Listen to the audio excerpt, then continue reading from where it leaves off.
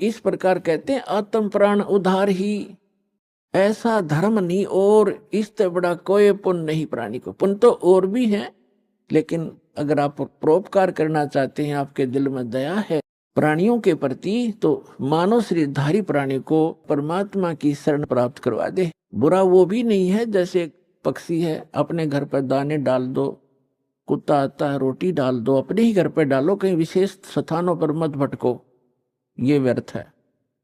और अतिथि आता उसको भोजन करवा दो, कोई भी मांगने वाला आता उसको पैसा मत दो। कई भक्त कहते हैं ये तो फिर हमारे दिल में दया खत्म हो जाएगी यदि हम भिखारी को पैसा नहीं देंगे। परमात्मा कहते हैं दया का प्रयोग भी विधिवत करने से ही लाभ होगा, अन्यथा वो आपका भी भक्ति नाशक और दूसरे का भी हानिकारक, दूसरे को भी हानि कर देगा। जैसे एक धनी व्यक्ति ने दया भाव से एक भिखारी को 100 रुपये दे दिए। अब वो भिखारी पहले प्रतिदिन 1 पौवा पिया करता और घर में शराब तो झगड़ा ही करवाती है और कौन सा रामायण बाँचेगा वो। तो उस दिन उसने आधा बोतल शराब पी गया, घर जाके लड़ाई कर दी, घरवाली और बच्चे खूब पीट दिए। वह उसकी पत्नी लेकर बच्चों को कुएं में गिर गई, सारे मर गए। अब उसके दान करने वाले दयालु ने उस भिखारी का कुणबा गानी करवा दी।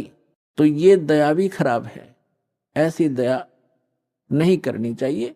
भिखारी को रोटी खिला दे, अगर भिखारी रोटी खा ले भाई, कपड़ा नहीं है तो कपड़ा सिलवा दे उसको, बिना सिलाया नहीं दो जाते बेचेगा और गुटी लाओगा। एक भगत कह रहा था कि एक दिन मैं पार्क में घूमने चला गया और वहां 2 बाबा जी बैठे हैं नकली, तो वो मांग मूंग के लाए, इकट्ठे पैसे करा करते शाम ने। उस दिन उनके पास सारा कुल मिलाकर 20 से 25 रुपए बने। तो वो कहने लगे भाई इसमें तो कुछ भी ना आवे, एक का भी काम ना चले शराब पीने का। तो उन्होंने बोला भाई ठीक है तुम टाल कर दो, मैं अकेला पी लूंगा। वो लेके एक बाज गया 25 रुपया ने। उसने अकेले ने काम चलाया उस दिन, तुम्हारे लिए कल दे दूंगा फिर मैं इकट्ठे करके। तो बता, इन इसे दुष्टों को दान करके तुम अपना पुण्य चाहते हो, अपना कल्याण चाहते हो? तो दान भी कहते हैं गुरु बिन माला फेरते, गुरु बिन देते दान, गुरु बिन दोनों निष्फल हैं, चाहे पूछो वेद पुराण। तो गुरु के अतिरिक्त दिया हुआ आपका दान भी व्यर्थ ही रहेगा। अपने आत्मा अगम निगम को खोज ले, बुद्धि विवेक विचार, उदय अस्त का राज मिले तो वे नाम बेगार। परमात्मा ने आपके ऊपर मेहर की है पुण्यात्माओं। मनुष्य शरीर ऐसे समय में अब परमात्मा ने बैन उठा रखा है कि जो भी सतनाम को और इस हारनाम को प्राप्त कर लेगा, आजीवन मर्यादा में रहेगा, गुरु वचन पर चलेगा, वो सभी सतलोक चले जाएंगे, जहां जाने के बाद साधक लौटकर कभी संसार में नहीं आते।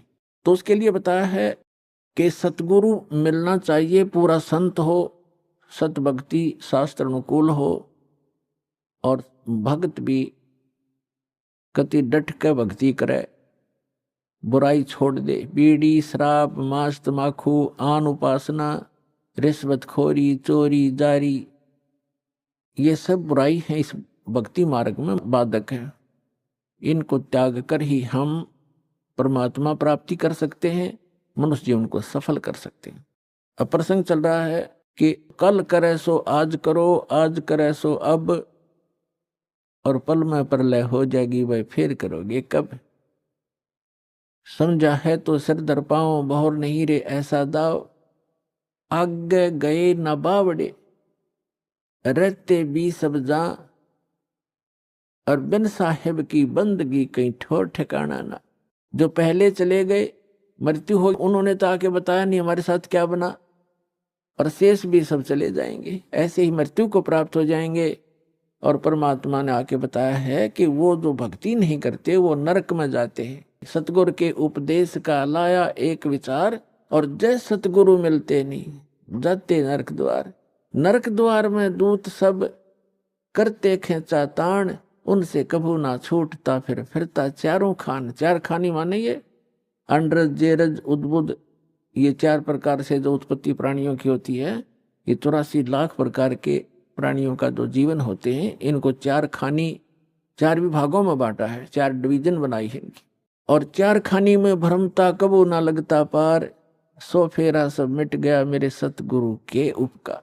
अब फिर कहते हैं ऐसे सतगुरु की क्या महिमा करूं, सात समुद्र की मसी करूं, लेखनी करूं बन राय, धरती का कागज करूं, गुरु गुण लिखो न जाए।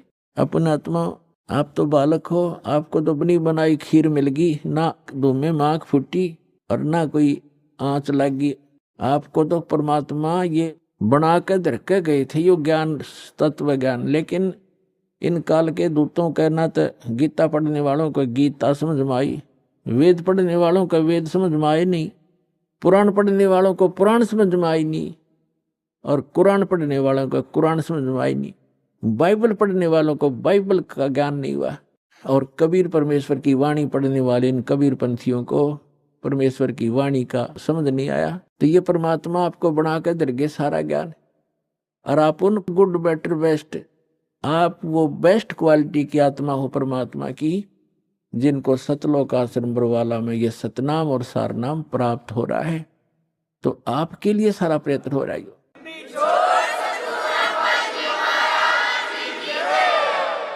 अपना आत्मा बैड होता है, बैड, तो बैड से गुड भी बन सकता है। जैसे चोर चोरी करता था, यो ज्ञान हुआ, चोरी छोड़ दी, भगत बन गया। शराबी शराब पीता था, शराबी कहलाता था, शराब छोड़ दी, भगत भक्ति करने लग गया, भगत कहाया। तो इसी प्रकार हम बैड से गुड बन जाएंगे, गुड से फिर बेस्ट बन जाएंगे, फिर बेटर बन जाएंगे। तो बेटर बनने के बाद हम सतलोक जाएंगे। तो जिनको सतलोक आश्रम बरवाला प्राप्त हुआ, मर्यादा में रहे, सत भक्ति करते रहे, तो वो बेस्ट क्वालिटी की हंस आत्मा है भगवान की, और उन पर विशेष रजा है परमात्मा की। अब जैसे परमात्मा हमें आकर ज्ञान देते हैं, रह रहकर समझाने की चेष्टा करते हैं। सात समुद्र की मसी करूं और लेखनी करूं बन राय। एक किसी भी एक मान ले पेड़ को काट कर रख लो, और उसकी छोटी छोटी टहनी बड़े तने सबको चीर चीर कर कलम बना कर रख दे, ढेर लाग जाएगा। और परमात्मा कहती उस एक पेड़ की सब कलमों को लिखना शुरू कर दे, धरती जितना बड़ा कागज हो, सात समुद्रों जैसी इंक हो, स्याही हो, तो कहती ये सब लिखते लिखते कलम घिस जा, सात समुद्र की इंक भी समाप्त हो जावे। ऐसे सतगुरु का, ऐसे सतगुरु के गुण लिखे नहीं जा सकते। अब क्या लिखोगे? एक कुत्ते का जीवन लो, उस कुत्ते के जीवन में क्या क्या कष्ट उसको होते, वो सारी रात तो भौंकता है, उसकी एक स्वभाव बना रखे, सारी रात भौंक के उसकी आंख कट्ठी हो जा, भूख लागे जोर की, और सुबह वो क्या करता है, किसी का दरवाजा खुलता है गली में, ऐसे देख देख कर सीधा भागता है किधर, रसोई से महक आ रही होती है उसको कोई बासी टुकड़े की, या वैसे ताजा बना रहे हो, तो दाव लगाकर रसोई में घुसने की चेष्टा करता है। अब रसोई में कौन घुसने दे उसके, या तो लठ मारेंगे या फेंक कर मारेंगे, कोई ना ठहरता। अब एक घर में गया, उसका लठ लग गया, फिर ट्या ट्या करता हुआ दूसरे में गया, दूसरे में गया, दूसरे में उसका भाग, उसने कोई टूक मिला, फिर जूत मिला, और उसमें भी लठ लग गया, तो फिर भूख तो उसको लगी है, तो फिर कहाँ जाता, बाहर जंगल में जहाँ लोग फ्रेश होकर आते हैं, वहां जा करके फिर वो गोबर खाता है। और पहले वो मनुष्य जीवन में अफलातून बना फिरा था, कहे से भी ना समझ में आवा कि ये दुख हो जाएगा आपके जीवन को। तो पुण्यात्मा सौभाग्य आपका, आपका बात समझ में आ गई कि जो संतों ने वचन बोले वो सारे सच्चे हैं, और आपका कल्याण हो गया। तो इस प्रकार उन दुखों को याद करके और लिखा जाए, तब कहते हैं परमात्मा, सतगुरु के सजदा करूं ये कर्म छुटाए कोट, और जो ऐसे सतगुरु की निंदा करे फिर जम तोड़ेंगे ओठ। परमात्मा अपनी महिमा बताते हैं, और अपने दास को जो वो भेजते हैं उसके बारे में बताना चाहते हैं कि सतगुरु के सजदा करूं, कुर्बान हो जाऊं उस संत के ऊपर जिसने कर्म छुटाए कोट, बीड़ी शराब मांस तमाकू भूकी सुल्फा गांजा भांग और ये चोरी जारी बुराई बकवास छुटवा दी, जो हम सने पड़े थे इन गंदों में, निर्मल किया और फिर सतनाम दिया। कहते हैं सतगुर के सजदा करो, ये कर्म छुटाए कोट। अरे ऐसे संत की जो निंदा करे, कहते फिर जम तोड़ेंगे होठ। यम के दूत ऐसे मारेंगे लठ, होठों पर लगे चाहे सिर में लगे, वह आगा पीछा नहीं देखेंगे ऐसे व्यक्तियों के। तो यहाँ परमात्मा कहते हैं गुरु मानुष कर जानते, ऐसे संत को कहते हैं मानुष मत गिनना। वैसे तो पुण्यात्माओं भगवान तो भगवान ही होता है, और वो भगवान वो परमात्मा स्वयं भी आते हैं एज ए गुरु, एक लीला करने के लिए। और जब वो स्वयं आए थे उस समय हम यही मार खा गए थे। एक झोपड़ी में बैठ कर कपड़ा बुनने वाले व्यक्ति के 64 लाख सेस हो जाना, ये एक अजूबा है, जैसे हमारी बुद्धि काम करती होता है।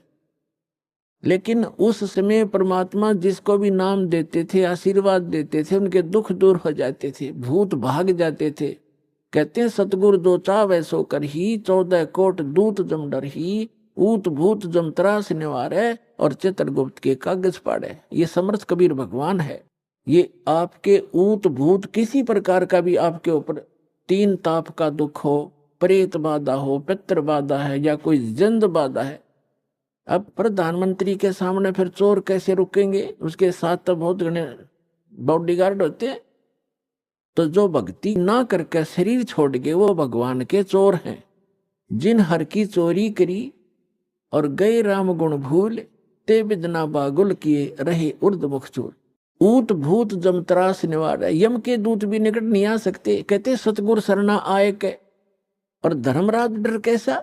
धर्मराज कहते ये नौकर हैं यम के दूत, जो आकर सताते हैं। चाहे प्रधानमंत्री हो, मृत्यु के बाद बक्कल तार देंगे, पकड़ के ले जाएंगे, टीटवी गले से पकड़ लेते हैं, बाजू पकड़ लेते हैं, घसीट कर ले जाते हैं। जिसके पास भक्ति धन नहीं उससे यम के दूत नहीं डरते।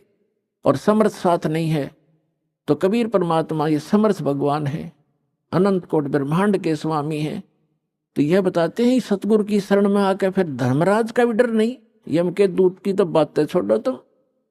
तो पुण्यात्मा उस झोपड़ी में बैठे व्यक्ति का और कपड़ा बुनने वाला और उसके 64 लाख से सो जाना, और हमारी समझ में नहीं आया कि ये भगवान है। ये गले नहीं उतरी कि यूं भगवान हो सकता है।